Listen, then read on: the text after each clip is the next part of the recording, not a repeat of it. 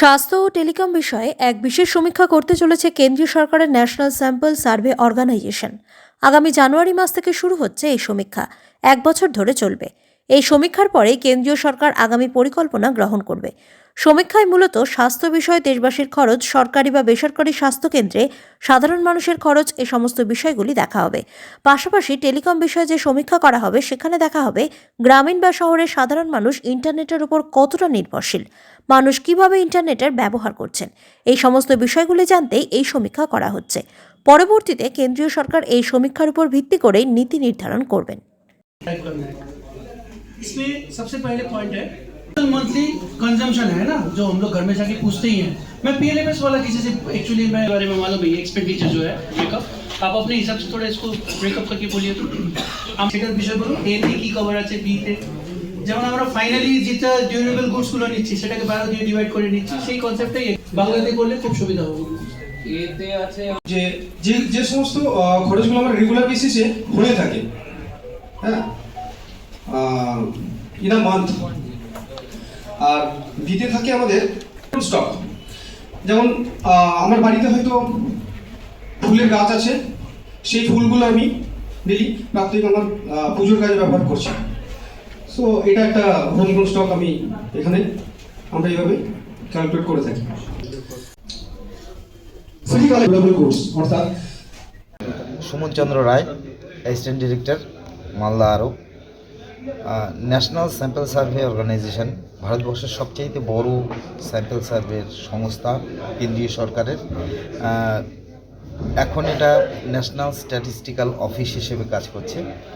এর কাজ মূলত আমাদের যে 5 ইয়ার প্ল্যান হয়, গভর্নমেন্টের যেসব পলিসি হয়, তার জন্য কি ফ্যাক্টরগুলো জোগাড় করা as per recommendation of expert people. এবার এই বছরে আমাদের 80th রাউন্ড চলছে। এর আগে আমাদের 79টা রাউন্ড অলরেডি হয়ে গেছে। এই 80তম রাউন্ডে আমাদের বিষয় হচ্ছে গৃহস্থালির খরচ এবং এর সঙ্গে টেলিকম এবং স্বাস্থ্যের, এর উপরে আমাদের বিষয়। গৃহস্থালির যে খরচাগুলো, তার ভিতর তো আপনারা নিশ্চয়ই জানবেন যে অ্যাকচুয়ালি লোকের জীবন ধারণের মান কতটা বদলাচ্ছে, উঠছে না বাড়ছে, সেটা আমরা বিভিন্ন ইন্ডিকেটরের মাধ্যমে বার করার চেষ্টা করি।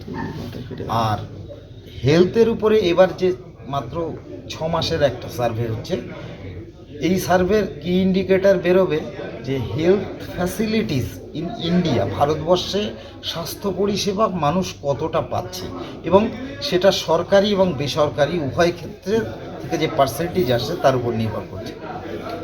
আর টেলিকম যে সার্ভেটা হচ্ছে, তার উদ্দেশ্য কিছুই নয়, ডিজিটাল ইন্ডিয়া মুভমেন্ট যেটা শুরু করেছিল কেন্দ্রীয় সরকার, সেই ডিজিটাল ইন্ডিয়া মুভমেন্টে ভারতবর্ষ কতটা এগোচ্ছে। তাই ব্যাপারটা, যেহেতু এটা ন্যাশনাল স্যাম্পল সার্ভে, আমরা স্যাম্পল বেসিসে করি। এটা শহর এবং গ্রাম ভারতবর্ষের প্রতিটা জায়গাতেই একই রকমভাবে হবে। এবার আমাদের যা লোকবল, যা ইনফ্রাস্ট্রাকচারাল ক্যাপাসিটি, তাতে তো পুরো জায়গায় এটা সম্ভব নয় ডোর টু ডোর করা, অর্থাৎ স্যাম্পল বেসিসে করছি। কিন্তু সেটা কয়েকটা রাজ্য বাদ দিয়ে মানে জম্মু কাশ্মীর, আন্দামান নিকোবর আইল্যান্ড ইত্যাদি ইত্যাদি কয়েকটা রাজ্য বাদ দিয়ে, তাছাড়া ভারতবর্ষের সমস্ত প্রান্তে রুরাল মানে গ্রামীণ এবং শহর দুটো জায়গাতেই হবে। এবং এই স্যাম্পল সার্ভে করেই আমাদের এই কি ইন্ডিকেটরগুলো বার করার একটা এস্টিমেট করার আগামীতে কেন্দ্র সরকার প্ল্যানিং করবে। রাইট। এই স্টেটগুলো বললেন, অ্যাকচুয়ালি এই স্টেটগুলো বাদ হয়েছে অন্য কারণে।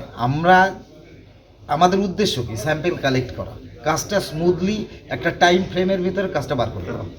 এবার এই সার্ভের কাজটা আমাদের যে যারা স্থায়ী কর্মচারী আছে, যাদেরকে আমরা জুনিয়র স্ট্যাটিস্টিক্যাল এবং সিনিয়র স্ট্যাটিস্টিক্যাল বলি, এছাড়াও কিছু অস্থায়ী কর্মী আছে যাদের সার্ভে এনিউমারেটর বলা হচ্ছে, ইত্যাদি ইত্যাদি বিভিন্ন নামে ডেজিগনেটেড করা, তারাই মূলত এদের সুপারভিশনে থেকে কাজটা করে। ঠিক আছে।